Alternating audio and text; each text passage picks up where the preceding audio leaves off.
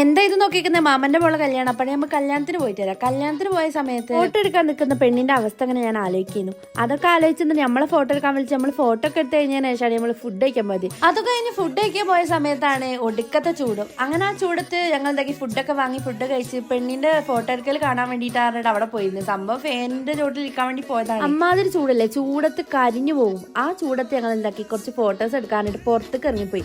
ബാക്കിയുള്ളവരാരും ഇല്ലേനും ഓരൊക്കെ അവിടെ എന്തോ സംസാരിച്ചുകൊണ്ട് നിൽക്കുക. അപ്പം ഞങ്ങൾ എന്താക്കി രണ്ടാൾക്കും കൂടി ഒരു ഫോട്ടോ വീഡിയോ ഒക്കെ എന്തായാലും സെപ്പറേറ്റ് എടുക്കാൻ വെച്ചിട്ട്, കാരണം ബാക്കിയുള്ള സമയത്തൊന്നും നമുക്ക് അങ്ങനെ ഫോട്ടോ എടുക്കാൻ പറ്റിയിട്ടില്ല.